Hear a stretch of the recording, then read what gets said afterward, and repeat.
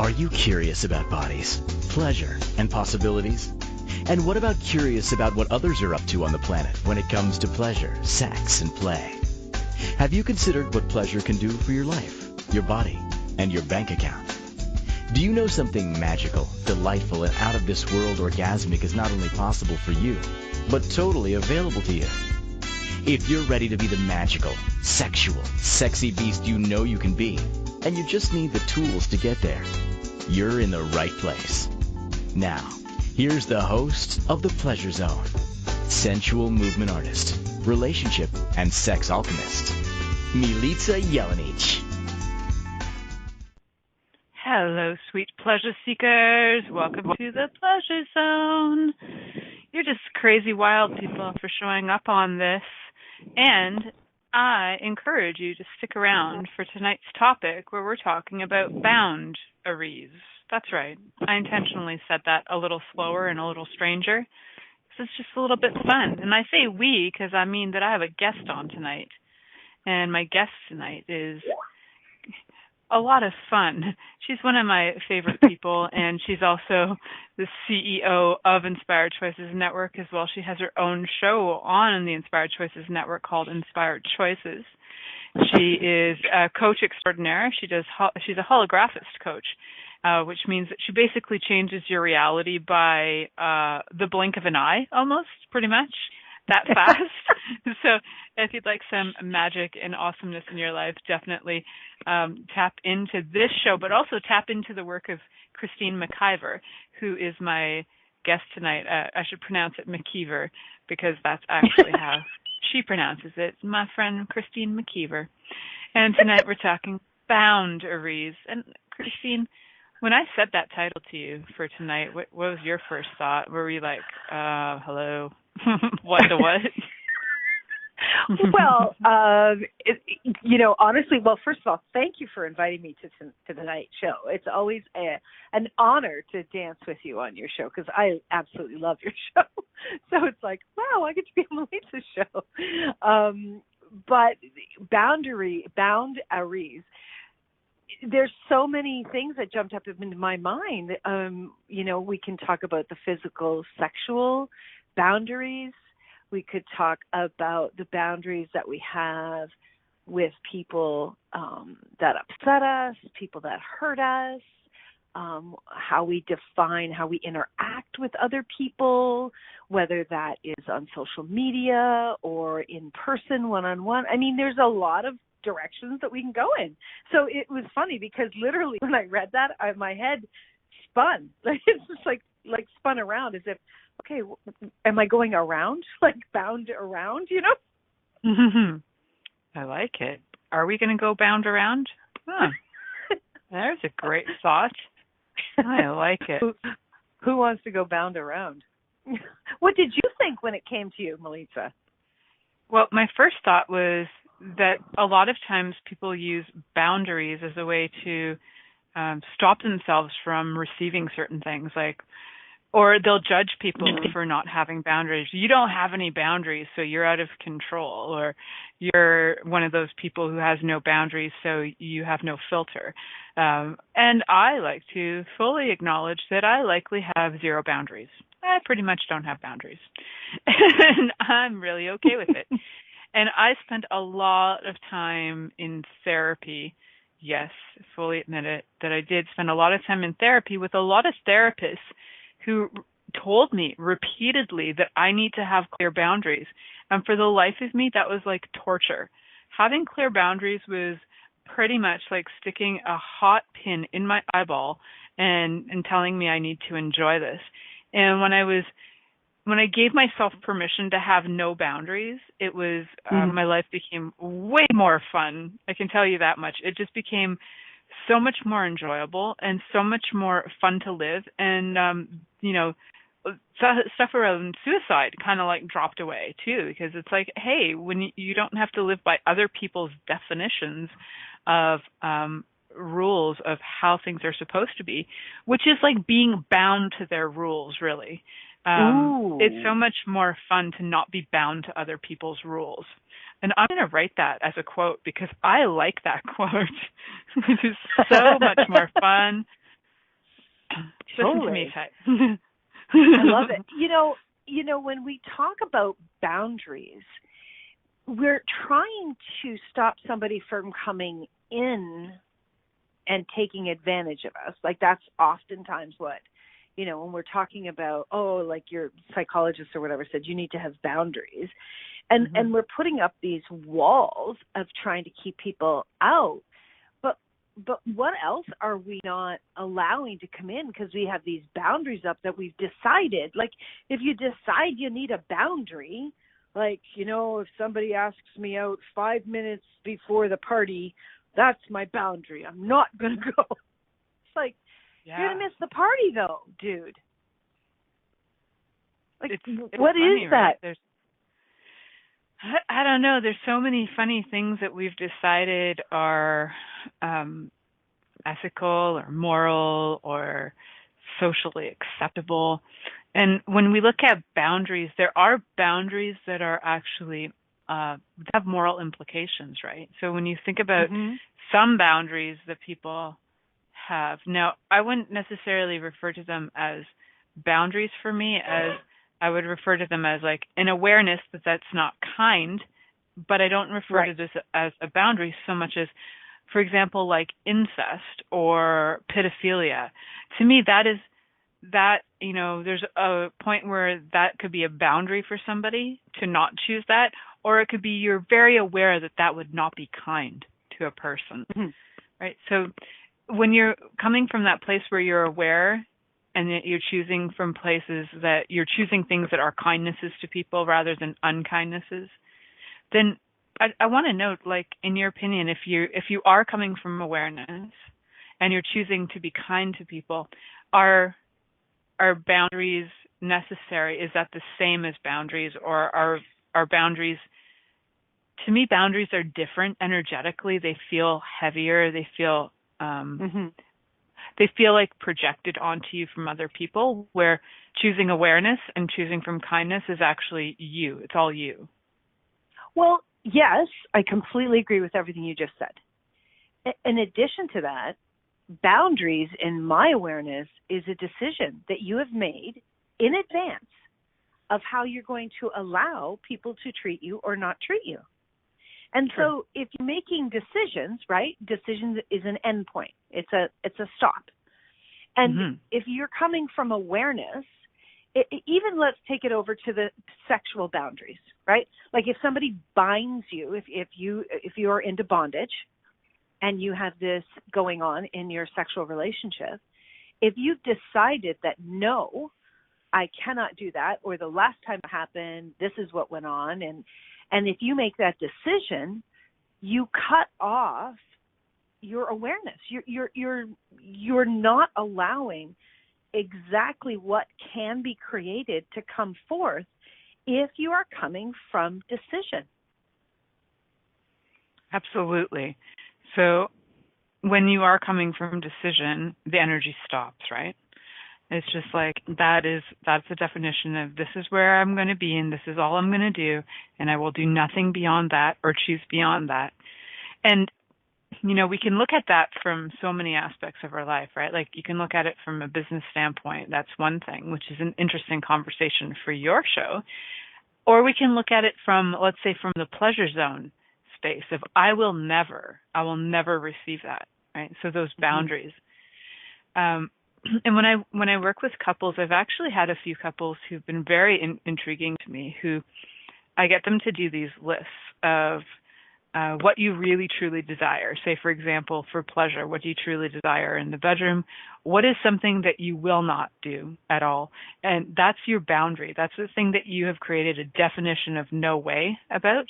And then on the other end of it is, where are you willing to negotiate? And it's such an easy thing to go through. Like in terms of the list, it's a really pretty simple list, right? And it's amazing how much it can create tension and conflict, even inner conflict, just trying to get through the list of knowing for you what is a yes for you and what doesn't work for you, but then also knowing where you're willing to negotiate, because you might not have enough experience or information on hand to be a definite yes or a definite no, right? So You can have preferences, and there could be some leniency. Right. And the preferences are so much easier to really just connect in with and go, okay, so this is how I prefer it, but would this be fun? Hey, body, would you like to do this? Hey, business, would this be a contribution? I know for me, it was so funny because you and I were playing together and doing business together this weekend. And we were talking about something so simple here on the Inspire Choices Network. So when the network was created 2.5 years ago, I had a very strong, this makes me laugh when I'm even saying this, I had a very strong point of view about putting up podcast, the word podcast on the site. And I'm sure you were well aware of this. Yep. And I was like, no, it's not podcasts, they're live radio shows, right? and slowly over the last 2 or 3 months, that's been softening. And to the point that I started to change the wording, that it was archive and podcast. And then this week, and I'm like, what am I doing? It should be it was so funny, Milica. It was like looking at it today, I'm like, that should have been podcast all along. What was I thinking? And it was adorable. It was everybody else's points of view of podcasts, right? You're like, hey, this is what people search for. Let's use it. Right. But that, for me, I don't know what it was, but it's just an example of if you're willing to ask the question of what will actually contribute to you and be open to it being exactly the opposite of what you think you would prefer, you might be pleasantly surprised how much easier your life can become.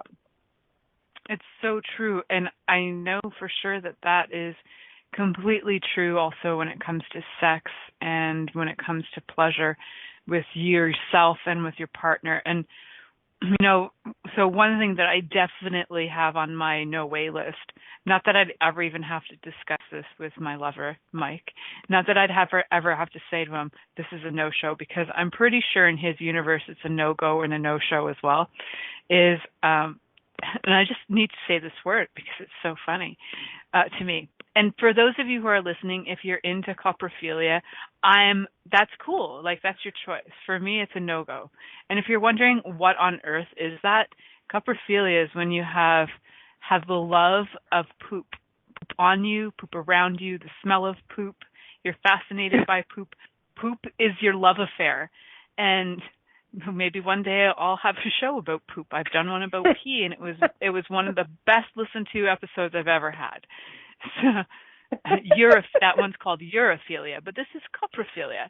And so I know on my no way list lands this coprophilia. I'm not interested in being pooped on or pooping on others, smearing poop on anything, smelling poop too. I'm not interested in that. I think after cleaning diapers for 3 years for my daughter, I was really like, that is not fun. And it wasn't fun when I was doing it. Wasn't fun when I was a nanny. I don't even get off wiping my own bum. So, it's not something that I'm like, ooh, let me spend some extra time here and really enjoy this.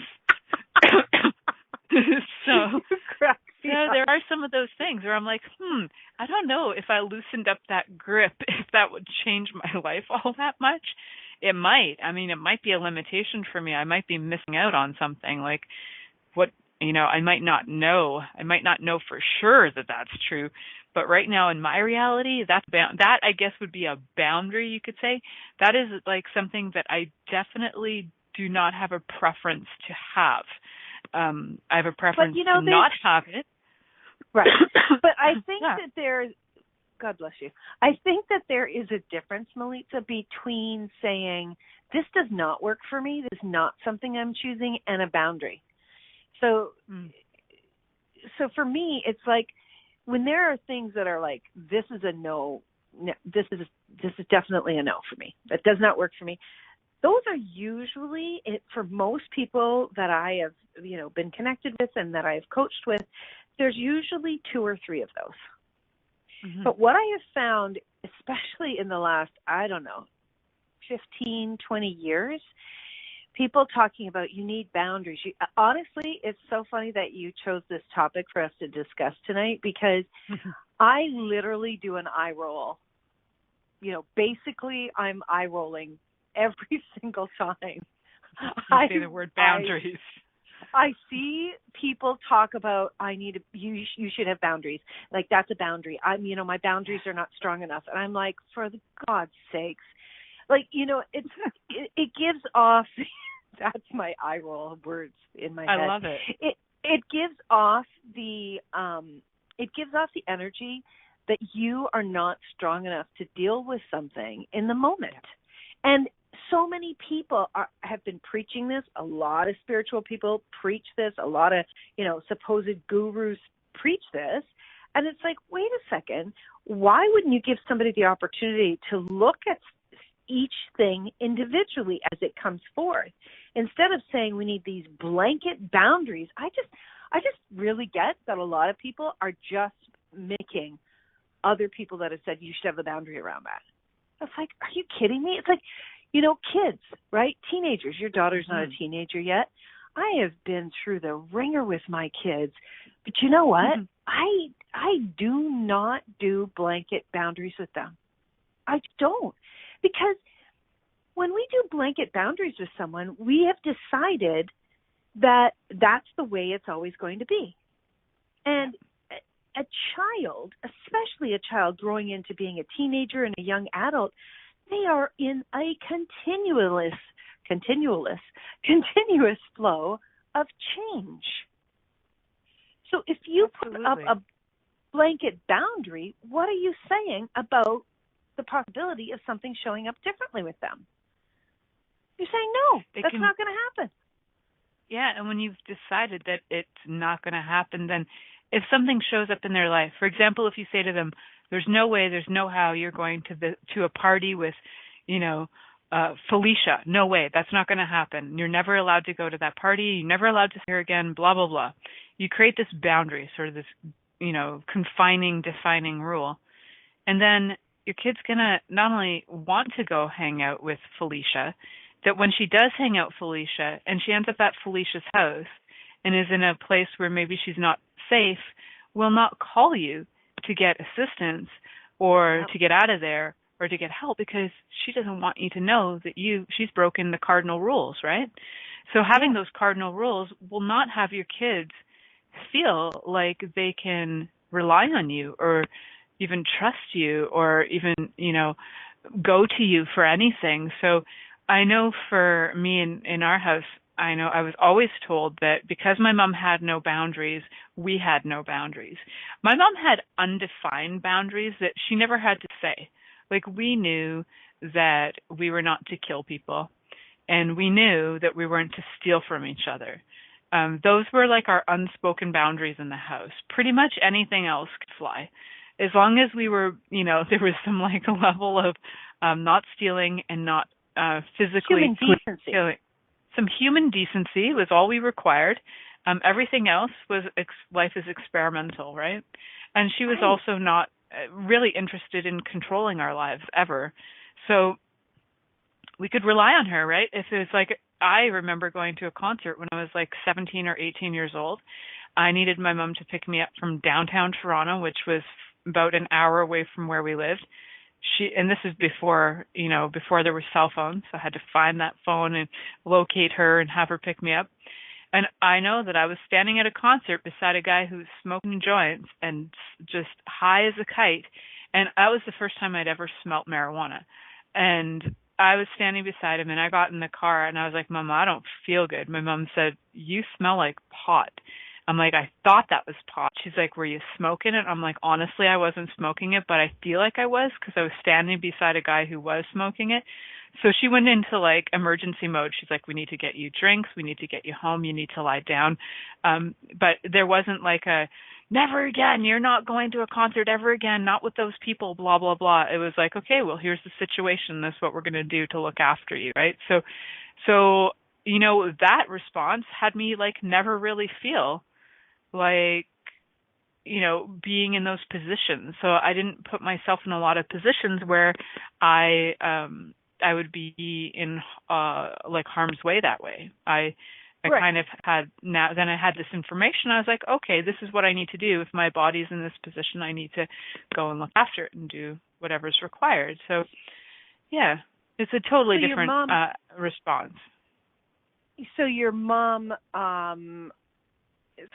actually taught you what to do in those moments. So she used it as an opportunity to educate you, not to cut off your awareness to what would possibly occur in the future. Absolutely. So that was Very pretty cool. lucky. Yeah. So we're heading up to our first commercial break. So I'd like you guys to stick around. We're going to be talking more about boundaries. I'm probably talking about some bondage and bindings and all kinds of things that will bind us in fun, sexual, sensual ways. Not these unfun ways that are restricting us, but maybe restricting bodies for a little bit of interesting play. We'll talk more about that. Yum, yum. After this commercial break. Are you secretly a voyeur, wondering what's going on in other people's sex lives? What if now is the time for a totally different sexual evolution? Are you interested in people who are pioneers of different sexual and pleasurable practices? Lean in now with Milica Jelenic, where she will entice you and your body to know your own pleasure zone.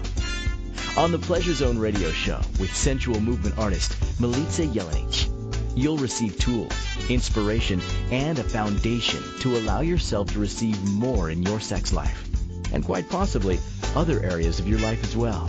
Listen for the Pleasure Zone with Milica every Monday at 8 p.m. Eastern Time, 7 p.m. Central Time, 6 p.m. Mountain Time, and 5 p.m. Pacific Time on InspiredChoicesNetwork.com. Are you a subject matter expert? Are you here to share your expertise with an audience waiting to hear from you in only the way you can deliver? Are you ready to have your voice amplified across the airwaves? Inspired Choices Network has a global radio platform streaming to millions of people across the world. Professionally produced and supported by an accomplished team every step of the way, you can broadcast from anywhere in the world, knowing your voice matters, and we ensure it is delivered with ease and efficiency. Eager to hear your message, the world awaits. Contact us today to become an Inspired Choices Network radio host. Email becomeahost@inspiredchoicesnetwork.com.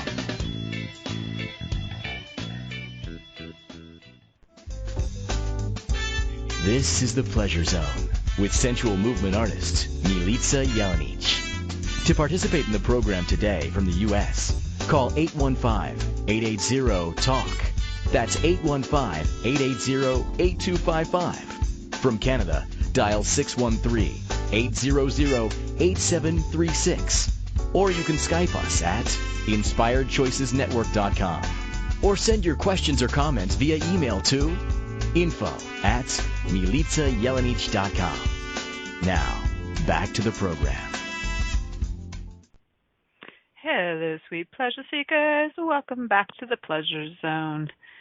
So fun. Tonight we're talking about boundaries. We're exploring what boundaries are in our lives, how we look at them from different perspectives, from parenting, from our work even, from just so many perspectives. And we're also going to dive into the boundaries that could be fun things where we're actually bound.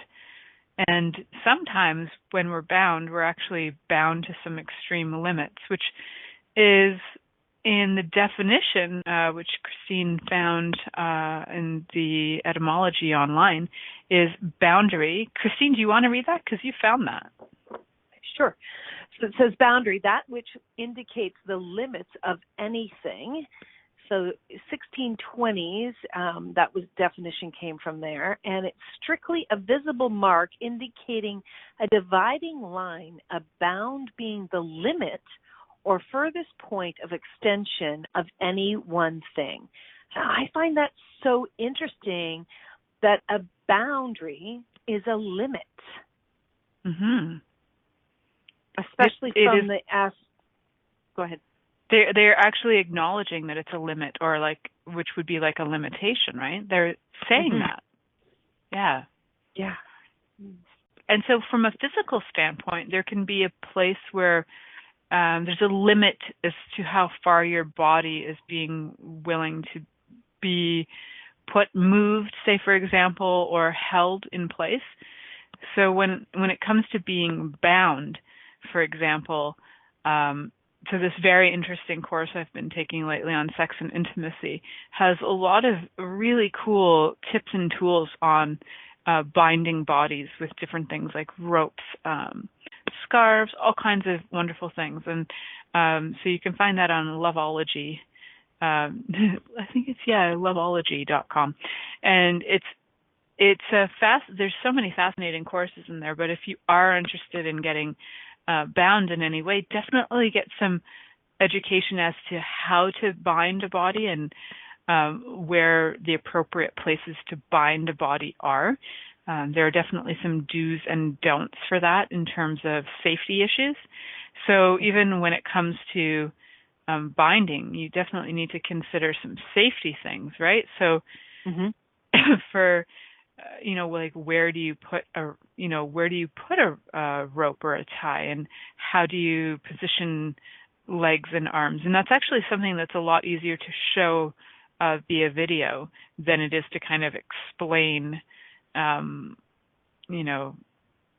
sort of through a dialogue. So there are so many videos out there that are available that have really distinct, how can I say, it's like really distinct instructions so that you know how to do this and not be harmed. But there's some pretty standard ones. For example, one of the most standard ones are where you might have your hands bound just together. And there's some pretty simple ways you can even just do that binding together, right? So we just ended up with people walking in our house. It's all fascinating. I've got noises happening here. Interesting. So welcome to my world. We've got like visitors coming through. The show's so interesting. You apparently don't have any boundaries to this. I have no boundaries. So everybody comes into my home while my show's going on, and it's all very fascinating. So Milica, what is it about being bound that people enjoy, that they're pulled to that? I mean, everybody knows 50 Shades of Grey, and in that show, Christian was very interested and enjoyed a great deal of binding. Can't remember what her name was. His love interest. I can't remember her name either, but yes, right? But he wasn't interested at all in being bound. Right. So originally he was. So with most people who are the binders, at some point they have actually been bound. And in order to be in a position of dominance, you actually require being in a position of submission first to really get what it's like to be in the position of being the submissive. So for most people who are really amazing at being dominators, dominatrixes, or being in the position of master to slave, you would want to have experienced the slave position first so that you know what it's like as the partner of the slave, right? So I recommend, if that's something that you want to be, is a master or a dominator or dominatrix, is to know what it's like to submit. So when you are in that position of submission, you learn how to let go. You learn how to surrender, and you learn how to be totally out of control.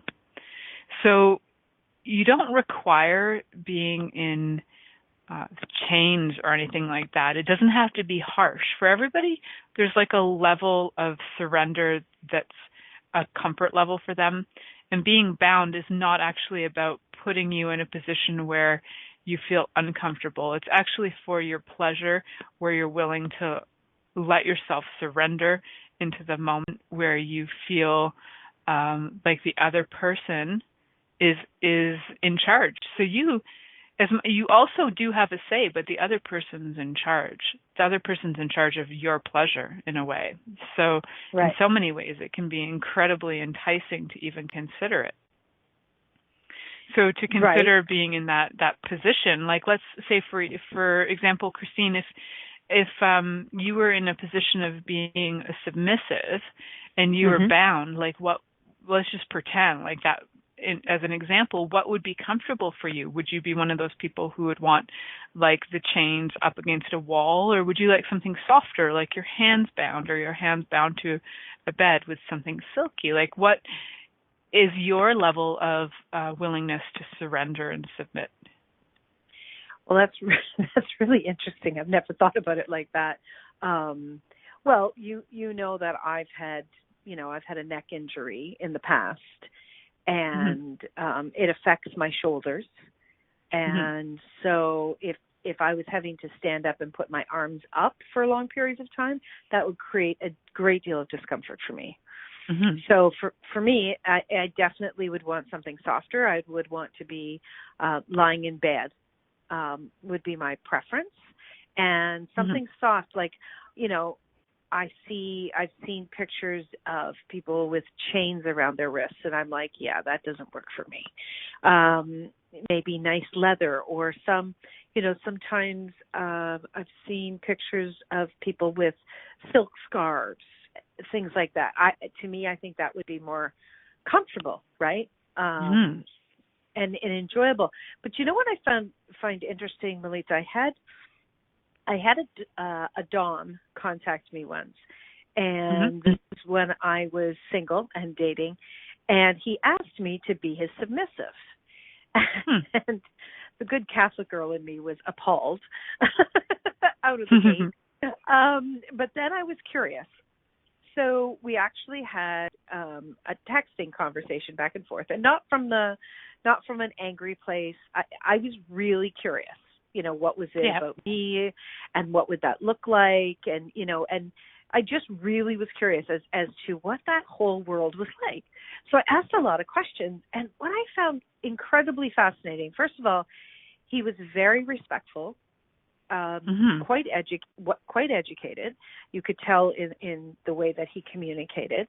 And he said to me something that really shocked me initially, but he said, while you would be the submissive, you are actually the one in control.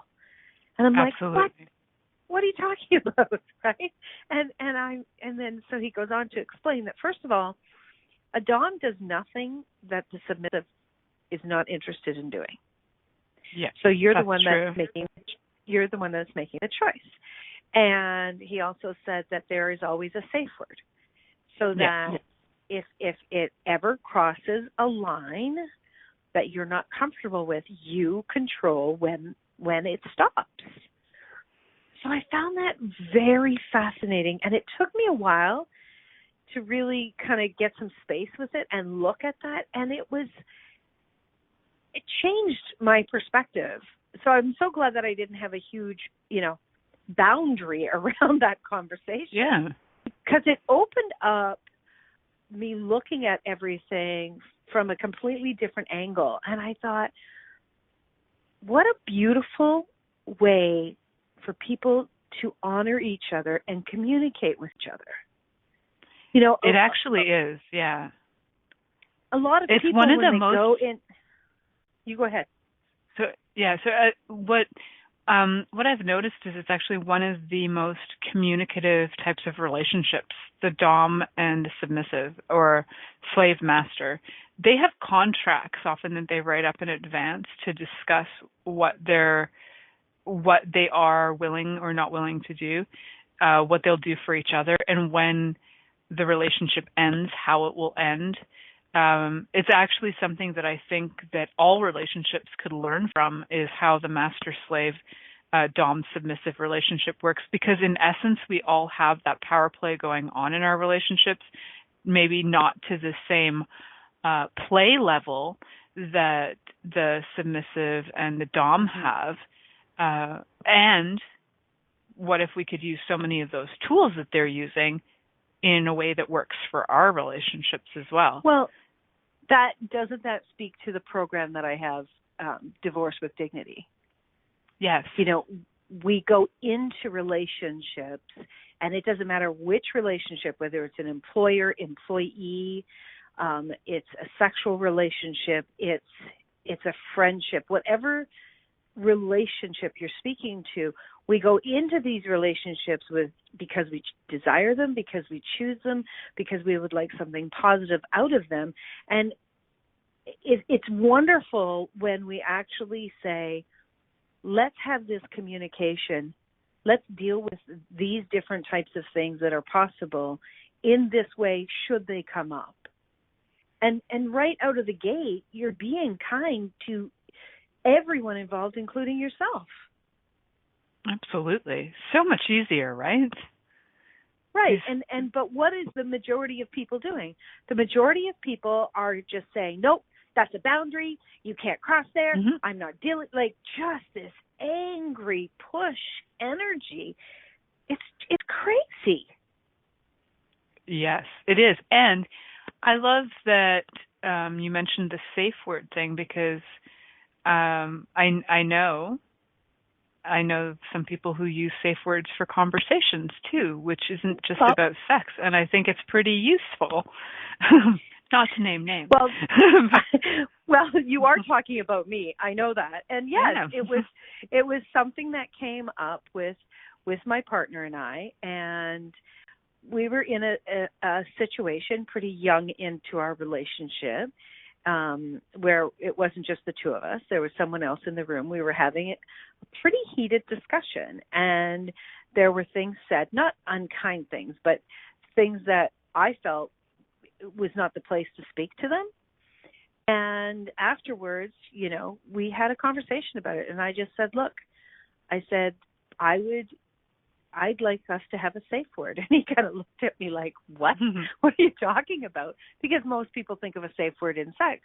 And I said, I would like to have a safe word that if I'm not comfortable or you're not comfortable with where a conversation is going, that we can say this safe word and we stop.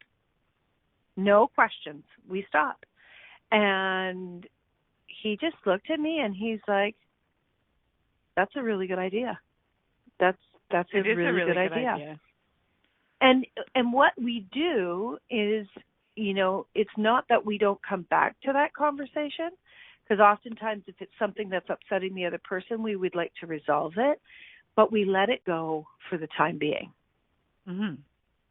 And I've got to say that this has been one of the easiest ways to communicate in a relationship that I've ever had the pleasure of communicating in. Isn't that ideal? When you know this, when you know certain things about you and you know what tools will work for you, isn't it just kind of crazy not to use them? I'm thinking, like, you know it's going to work for you, just use it. There are some pretty standard words out there.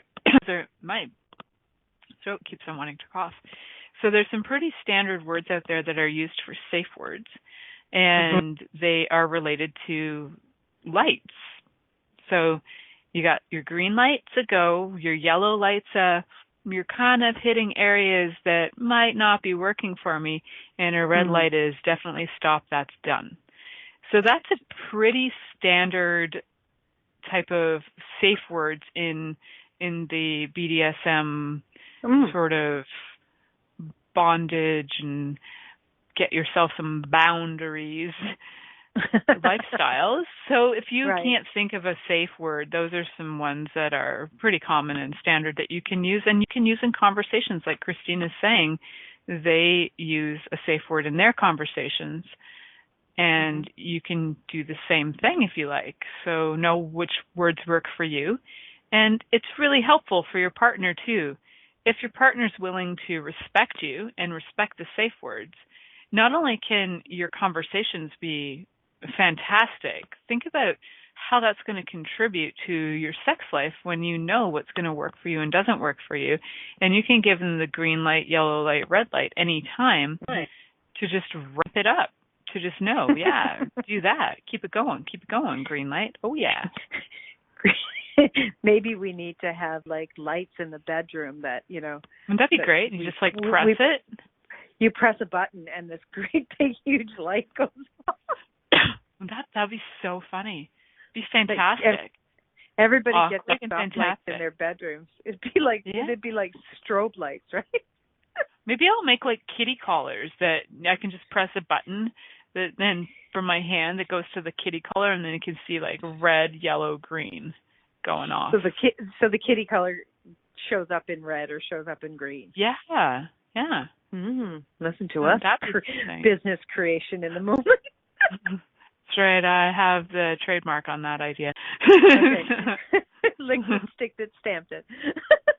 Totally.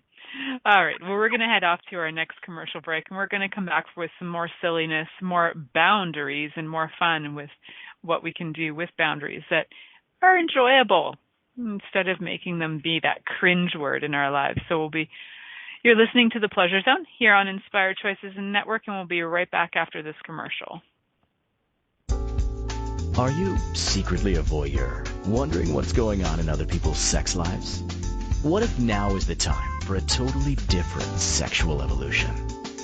Are you interested in people who are pioneers of different sexual and pleasurable practices? Lean in now with Milica Jelenic, where she will entice you and your body to know your own pleasure zone.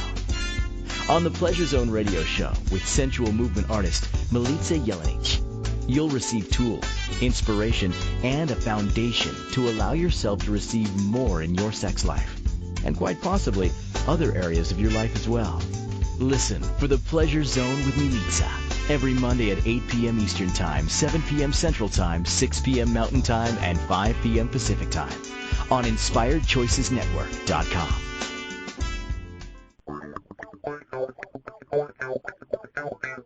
Interested in masturbating for money, copulating for consciousness, and pleasuring on purpose? 21 Days of Sexual Magicism with sensual movement artist Milica Jelenic is an exploration of tools, processes, and actions that you can use to create more for your life, your body, your money inflows, and so much more. Graduated learning for all levels of interest. Learn at your own pace via video classes or join the yearly live class.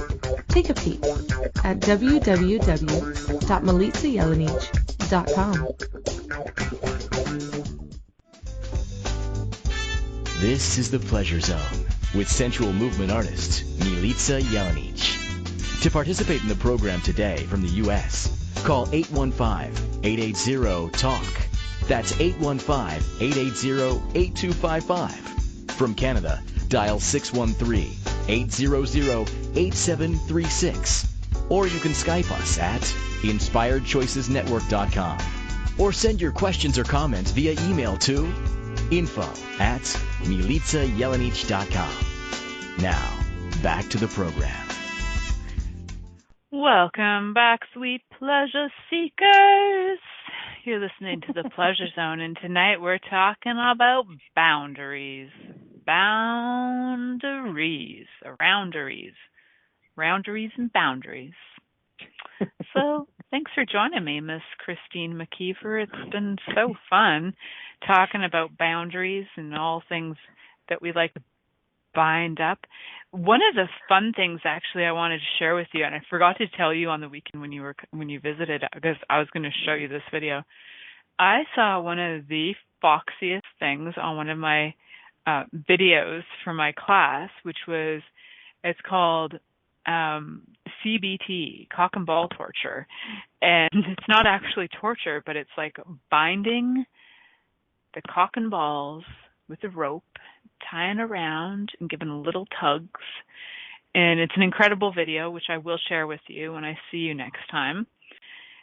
And there was something to me that was so delightful about it. I was like, wow, that's like magic. That is, wow. Look at those body parts all bound up. It was so like, what was magic about it? It was just that it was like, the woman who was doing the binding had so much joy in gifting the binding, and the person receiving it, his body just responded like immediately to the binding. Like his body was so happy about it that to me was the magic, was like watching two people who thoroughly enjoy their roles and totally embrace their roles. Not from like a pornographic standpoint where they're trying to put on a show, but this is their lives. So it was a woman who teaches being a dominatrix. She teaches dom work, and she teaches submissives as well.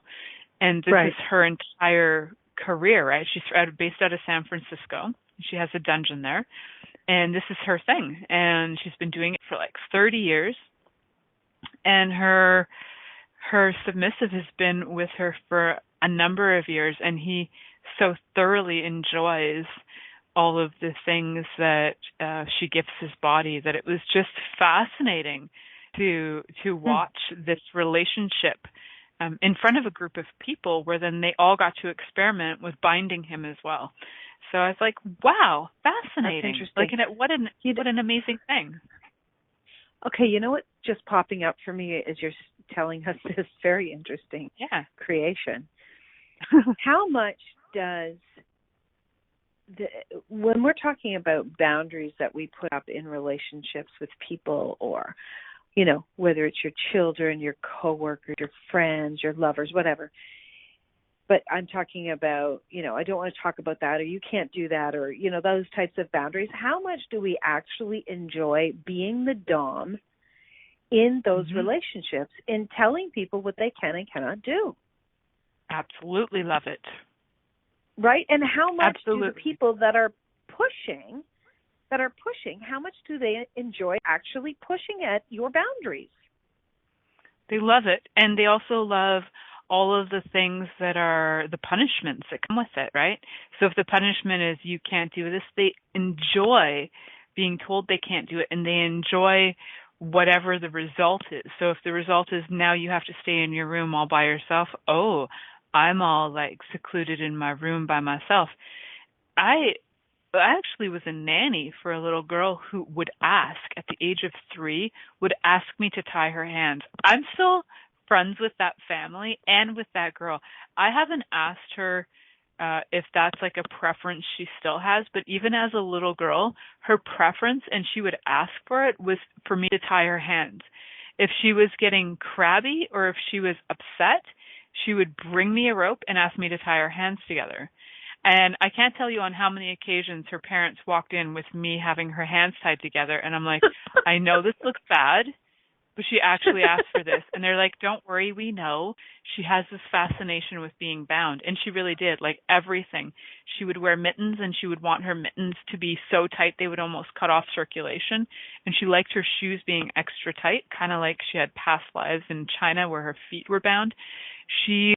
If she wasn't bound, she was upset.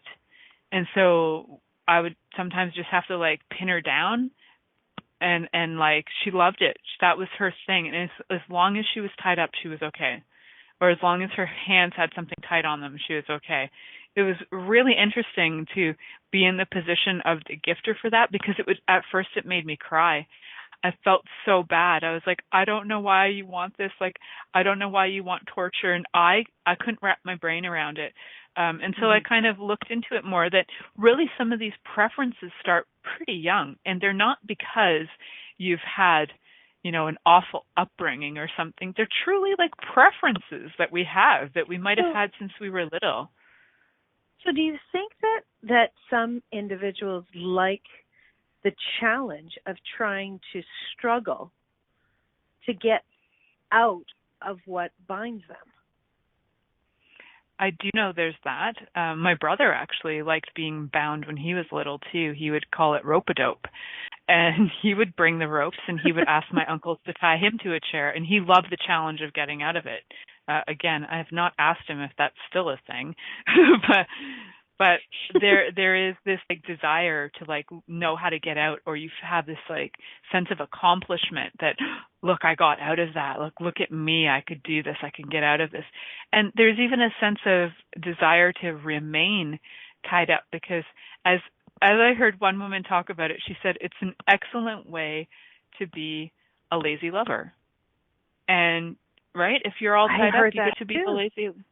we were watching a comedy together, and right. yeah, and she said that about being a lazy lover, and I thought, well, there's a line that I get that line, and that I'm sure are a lot of people who just, sure, now I'm all bound, I'm all tied up, you get to do whatever you want to do, and I don't have to do anything, right? So there is some value just to lay it for here and people take who are it. maybe, yeah, if you're a lazy lover, and that's really fascinating. great.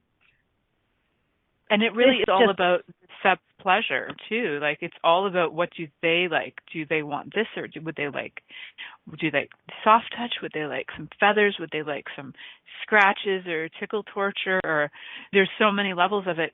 And interestingly enough, it's actually one of the safest forms of sex right now going on the planet, because so much of it is not about penetration of any kind. It really is about play, external play, like on the body, and so much of it is about receiving pleasure from not the most expected sources, right? It has to do mostly with different philias, different paraphilias, where you have fascinations with different things, whether it's heat or cold or different kinds of touch. So in so many ways, this could actually revolutionize a lot of the stuff that's going on with STDs, being willing to explore these sort of darker sides of ourselves. It's fascinating to me that we have absolutely tied torture to boundaries, especially when it comes to sexual adventure. There is the, I can't remember exactly how this saying went, but I remember it was, when I first kind of started to be sexually active, I heard this saying, and it went something like, we both know what the present is in the box. It's not about getting to the box. It's about the enjoyment on the way to the box, on the way to the present, right? So if we're bound and we're enjoying the pleasure of being teased, or very lightly touched, or even, some people enjoy spanking, or some of those different things. If we understand that this is not about torture, this is about, really seeing what would be enjoyable for ourselves, I wonder how much more enjoyment people would have with their bodies and with their lovers if they would explore this in a different way than, what most people have been drilled into their heads about being bound. What I do know is it will be an incredible invitation for people to be willing to let go in general. So many things where we think we need to be in control. Once you start to let go in one area, you will start to let go in other areas. And it's not about having your life fall apart and turn to chaos. It's about letting go of the places where that control is actually not creating for you in your life. And like with you, with the website, and you're realizing this resistance to podcasts is actually not creating greater in your life. It's like you let go of that, and then you start to go, wow, maybe this could open these avenues that I hadn't been willing to explore. And it's so amazing. And I'm so grateful that you brought up spanking, because next week's episode is all about spanking. And there is so many great and cool things to talk about spanking, and how to spank so that your body, as the person spanking, doesn't get hurt. Because you could actually spank to the point where your body hurts. So learning how to spank so that your body is not harmed, learning how to spank the juicy spots on the body so their body isn't harmed. And there was going to be such a delightful, yummy conversation about spanking. And I like talking about spanking. It's just fun. So I want to thank you, Christine, for being my guest tonight. I'm so grateful that you contributed to this show. It's always a joy to have you on. And for those of you listening, you can find Christine on inspiredchoices.com, correct? Or .ca. You can find her show. Yeah. Thank you for listening to The Pleasure Zone with sensual movement artist Milica Jelenic. The Pleasure Zone returns next Monday at 8 p.m. Eastern, 7 p.m. Central, 6 p.m. Mountain, and 5 p.m. Pacific on InspiredChoicesNetwork.com. We hope you'll join us. Until then, have the best week of your life by choosing to be turned on and tuned in to your body.